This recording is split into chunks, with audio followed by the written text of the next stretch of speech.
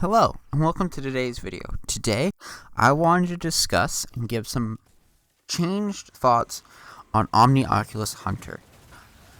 I originally was very upset with what they did to Void 2.0 and the strength and power of Void Hunter previously. I felt as though Bottom Tree Nightstalker was not only one of the most skillful classes in the game to manage your cooldowns and be effective with, I also felt as though Omnioculus Hunter was one of the by far strongest classes in the game, and that was enhanced by the strength of Bottom Tree Nightstalker. With Void 3.0, they took away a good chunk of the original class identity of Bottom Tree Nightstalker and what I thought was the quote-unquote Nightstalker tree. Since getting more time with Void 3.0 and putting some time in with my Hunter, I have discovered that in fact, this class is about the same, actually. And it is very good. But it is a different playstyle and a playstyle that you need to understand what has changed in order to change how you should play. First up, I do not recommend running Stylus Executioner on your builds. Stylus Executioner, in fact, is really not that useful unless you're going to mainly run Invis Dodge. Stylus Executioner really wants you to build into the weakening of targets, and the weakening of targets takes away from a lot of your stat distributions because of the weakening grenade fragment. I, however, do recommend you run Invis Dodge and the Invis Smoke. These together with Omnioculus, you have basically constant Invis uptime and on-demand Invis uptime. A note before we head into the build: when you are Invis from the dodge, when you create the Invis from your dodge, you actually get the damage resistance of Omnioculus, and it'll pop up on your screen. You'll get the resist times 4. This resistance is old Protective Light, and it's Protective Light resistance on demand. Whether you're full health, whether you're one shot, it's Protective Light resistance on demand, and that is really strong. Like, really, really strong. Alright, that is it for the beginning of the video here. I just wanted to share my thoughts on the class and where it's come from and where it is. And now we're going to hop into the build. Alright, we're going to hop into the build portion of the video. Alright, so first up, since we are in a 3.0 class, we're going to go ahead and cover the class. Always run Mobius Quiver here on Hunter. There's basically no reason not to run this super. It has all the ad clear potential of the single shot, but it has like the damage potential of Goldie even without Orpheus rigs. So just run Mobius Quiver. It's an elite super. It's like one of the top 3 supers in the game. We're going to be running Gambler's Dodge. I know this is the longer cooldown, and I know it doesn't make a lot of sense with having Omnioculus and you just invis your teammates. But actually, because we're running Invis Dodge, you can be Invis and then loop your smoke back to yourself when you're by yourself and continue your Invis with Invis Dodge, which is really powerful. It gives you Invis for a really long time. We're going to be on Triple Jump because that's my preferred jump. If you prefer Strafe, then that's fine. If you run High Jump, you're a weirdo and I don't want to talk to you. Smoke Bomb is Smoke Bomb, and I prefer Vortex Grenades as my Void Grenade. I've seen a couple people who like Void Walls, and I know a couple people who like Suppressors, but any of those 3 are fine. I would not run any of the others inside of PvE. For our aspects are going to be Trapper's Ambush, which is the Invis Smoke and the Shadow Dive Invis Smoke.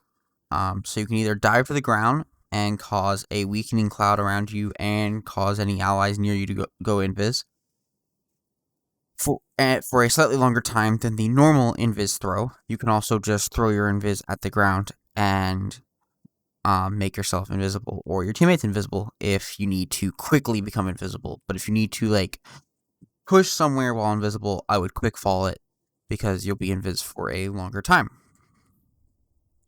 Our second aspect, as I've already mentioned, is going to be Vanishing Step.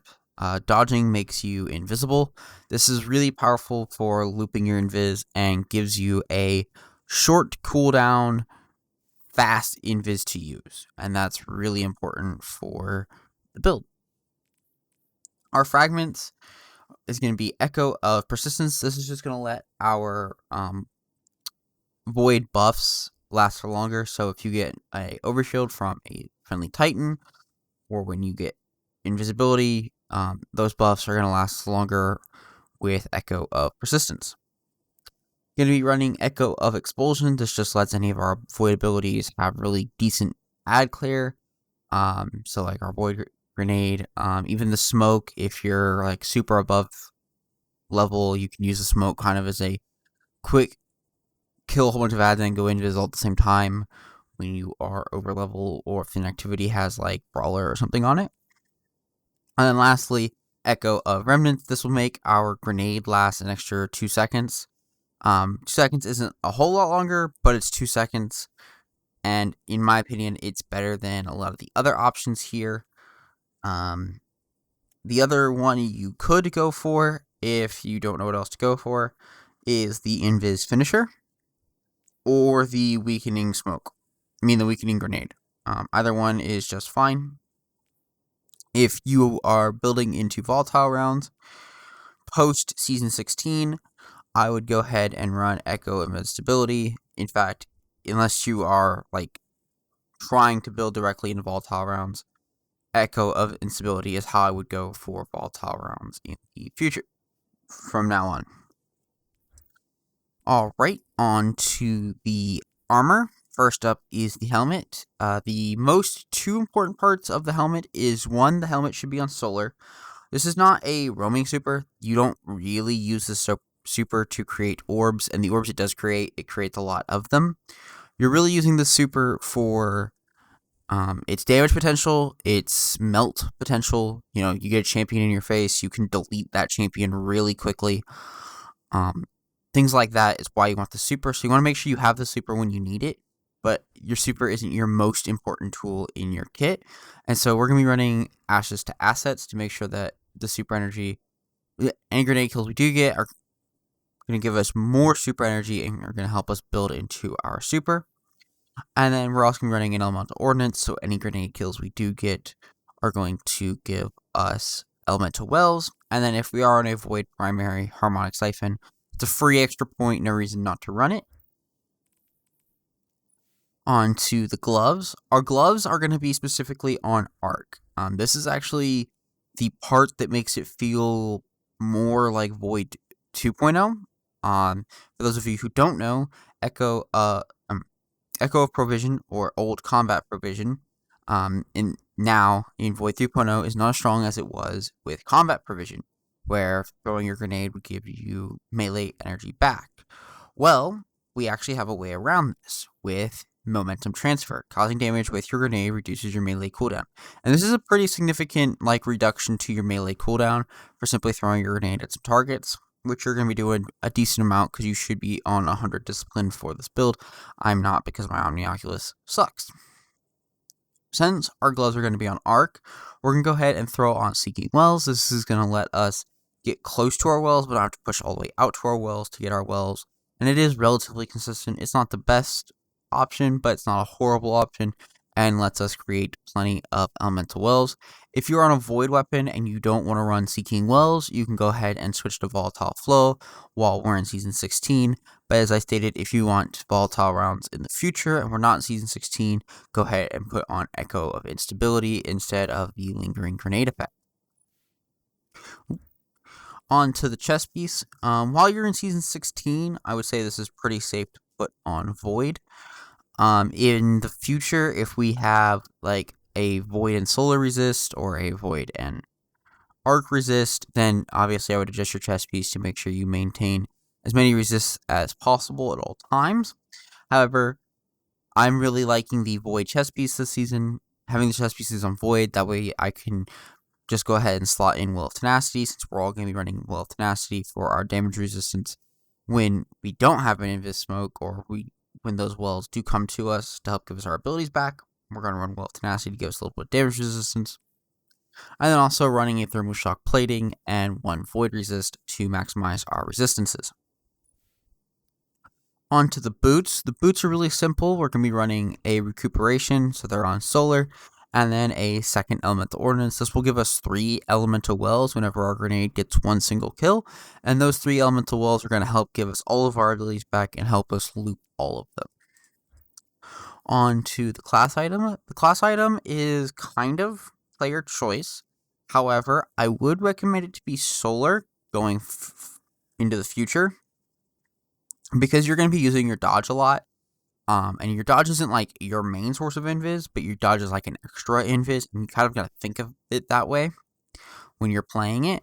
And so with Bomber, you're going to get some more grenade energy every time you do that invis dodge to either get a smoke back or to, invis yourself so you can go get a teammate revive, or you need to push up to an area or keep yourself alive while you get your health back. The Bomber is just going to help you get a little bit more grenade energy and help you keep all of your abilities up. Obviously, this season, our class items are pretty full with Void, Overload Grenades, and Lucent Finisher.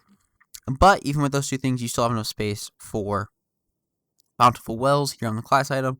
So I definitely think here in Season 16, I would go ahead and run Bountiful Wells. And then if you have 100 Discipline, if you have it, and you're not like me where you're super short, I would go ahead and run a small strength mod to get your strength to the next tier if it's short.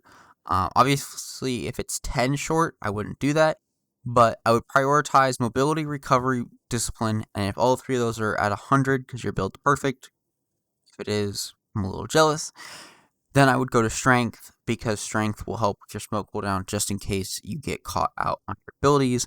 But you shouldn't if you get really good with this build, and you can see that from the gameplay. Alright, that's going to be it for the build portion. We're going to hop into some just general gameplay tips that I have for running Omni Hunter. This is a very deep class when it comes to understanding your cooldowns and executing it well. And I was initially against the changes they made, but I have since changed my mind. Alright, we're going to head into some tips and tricks for Omnioculus and Void 3.0, and then I will get us out of here. Alright, time for some tips and some tricks that I want to give you, and then I will go ahead and outro the video. A couple things that I just want everybody to be aware of. When you are looping your invis, be careful of your timers and understand the difference between the quick fall invis smoke and the regular invis smoke, and when to use each one. The quick fall invis smoke is really good when you are trying to get a teammate up, so you can invis dodge to make yourself invis, so you don't burn a smoke. Then you can revive a teammate, and then you can quick fall, invis yourself and the teammate for a good 8 seconds, and then you guys can get away, and you'll get about 33% of your smoke back, which is really strong. However, if you have a situation like I do here in the gameplay, and you have a Void 50% singed Wyvern pushing you, and you need to turn around and run away, instead of quick falling, because you're now going to be airborne, which most GMs or Master Nightfalls in the game have grounded on them, so the second you jump, you're screwed. Instead, throw the smoke at your feet, take the slightly shorter invis timer, and rotate away. Do not try to quick fall away from targets. You're going to get locked in the animation, and it's going to screw you over. Also, one last thing before I go ahead and do the outro. Remember, your smoke is a 15% debuff. And with Omnioculus, you can throw your smoke and then invis you and 2 teammates, and you'll have that smoke right back. And so you can do whatever you wish with your smokes, and You can burn them to weaken targets, and you don't have to worry about your grenade because you'll be able to weaken them with your smoke, and you'll have your smoke up a lot, especially if you're running Gambler's Dodge, as I recommend here in the build. When I was using this build to farm chess pieces out a couple days ago, when it was the bottom lost sector in the Cosmodrome, I was actually using my smoke about every third champion as a debuff to help kill the champion a little faster, to help increase my runtime. But that is going to be it for the video today. I hope that you learned a couple tips and tricks about Omnioculus. I hope that this build helped you create a Omnioculus build that feels closer to how it felt pre-Void 3.0. I know in a lot of hunters' minds it was nerfed a little bit. I think it's about where it was before. But if this video was helpful to you, please consider leaving a like here on the video and subscribing to the channel if you haven't already. Also, those of you that are subscribed and watched all the way to the end, please consider turning on the bell with notifications turned to all. If you just tap the bell once, it'll just be on personalized notifications. Make sure you have those notifications turned on to all. I'm at about 70% unsubscribed viewers. So those of you that are subscribed, I want to make sure that y'all are getting these videos, because sometimes the videos for a smaller channel like myself won't be sent to your sub box. Thank you for watching, and I will see everyone in the next one on Thursday, and goodbye.